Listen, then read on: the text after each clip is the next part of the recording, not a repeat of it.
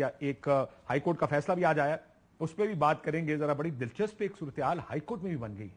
اس سے پہلے ہم نے سپریم کورٹ میں دیکھی تھی، اب ہائی کورٹ میں اسی طرح کی ٹیرین وائٹ کیس میں صورتحال بن گئی. We'll talk about that also. But Khokhar صاحب، ہیلنگ ٹچ کی میں بات کر رہا ہوں، حالات تو اچھے نہیں ہیں.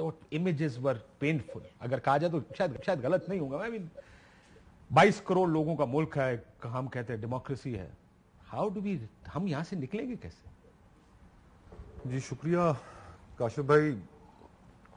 اس وقت جب ہم بیٹھ کر یہ گفتگو کر رہے ہیں تو ماحول اتنا زہر آلود ہو چکا ہے کہ اس میں کوئی بھی گفتگو کرنا، اس کے اندر یہ خطرہ بدستور باقی رہتا ہے کہ ایک فریق ناراض نہ ہو اور دوسرا فریق جو ہے وہ ناراض نہ ہو. کوشش ہمیں یہی کرنی چاہیے، میں بھی یہ کروں گا کہ جو گفتگو کروں اس کے اندر حقیقت سے قریب تر اور ایک راستہ تلاش کرنے کے لیے کہ جن حالات میں ہم پھنس گئے ان سے کیسے نکلا جائے. یہی خطرات آج سے لگ بھگ تقریباً 3 مہینے پہلے ہم نے بھانپے. میں نے، شاہد حقان عباسی صاحب نے، مفتاح صاحب نے. اس وقت یہ تمام پولیٹیکل پلیئرز اور سٹیک ہولڈرز ٹرنچز کھود کے تو موچہ زن ہو چکے ہوئے تھے. ہمیں اسی وقت نظر آ چکا تھا کہ یہ آگے حالات کس نہج پہ جائیں گے. اور کل کے جو ویژولز تھے اور اس میں جو آج ہم نے دیکھا جس طرح ایمبولینس کو جلایا گیا، غلط. تو ہم ایک ایسی نہج پہ پہنچ گئے کہ یہاں سے پاکستان کو، پاکستان کے معاشرے کو، ہمیں اس چیز کی ارجنسی کو فیل کرتے ہوئے، کرائسس کی گریوٹی کو محسوس کرتے ہوئے ہم نے پاکستان کو نکالنا ہے انشاءاللہ. اس ساری صورتحال کے 2 اس وقت وکٹمز مجھے آلریڈی نظر آ رہے ہیں. ایک الیکشنز اور دوسرا ہماری اکانومی. آج رائٹرز نے خبر کی ہے اور اس خبر کے اندر انہوں نے جو انٹرنیشنل فائنینشیل اینالسٹس تھے ان کو کوٹ کیا کہ ان ویژولز کے بعد، اس کرائسس کے بعد جو پوری دنیا میں پلے اپ ہوا ہے، آئی ایم ایف پاکستان کو پیسے دینے میں مزید پیچھے ہٹے گا.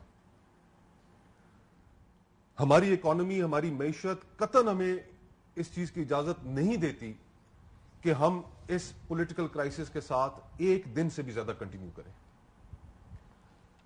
12 آپ کے پروگرام میں، اس کے علاوہ میں کہتا آیا ہوں کہ ہم پاکستان میں سری لنکا کی طرح اگر ہمارا یہاں پر ڈیفالٹ ہوتا ہے، گاڈ فوربڈ، تو ہماری ایتھنک، لنگوسٹک، ریلیجس جو فالٹ لائنز ہیں اس کے اندر بہت سے لوگ ایڈوانٹیج لینے کے لیے بیٹھے ہوئے ہیں اور وہ ایڈوانٹیج لیں گے.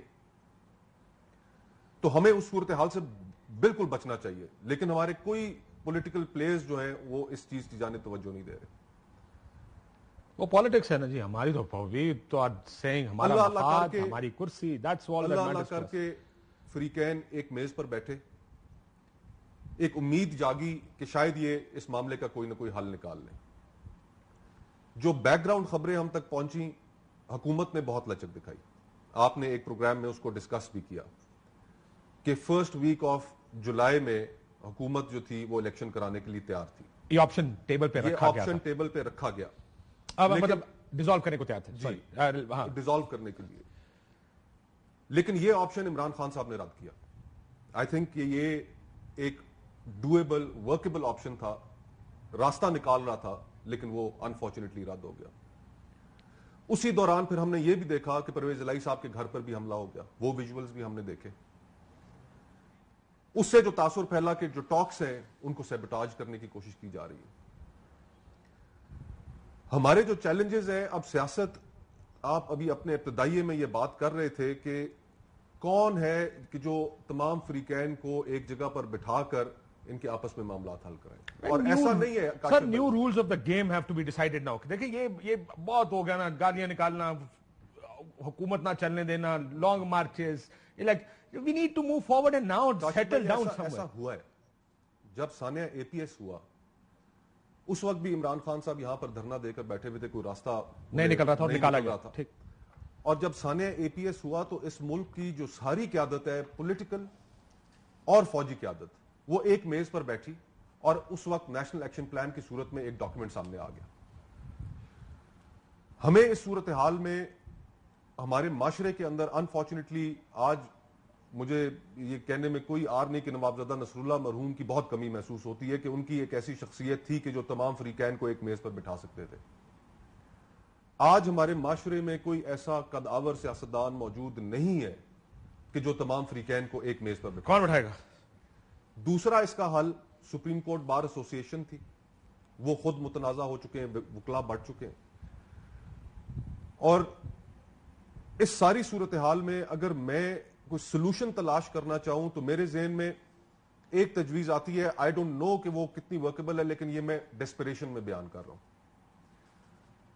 اس میں چیف جسٹس پاکستان ان کو اپنی ایگو سیکریفائز کرنی پڑے گی، ان کو ایک قدم پیچھے ہٹنا پڑے گا، اور فل کورٹ انہیں ایک فارم کرنی چاہیے. اس کے اندر وہ تمام سپریم کورٹ کے جج صاحبان موجود ہوں کہ جس فل کورٹ کے اوپر کم و بیش تمام فریقین جو ہیں وہ راضی ہوں گے. جو آج سولوشن نہیں ہوگی. اس کے علاوہ مجھے اور کوئی چیز سمجھ نہیں آ رہی.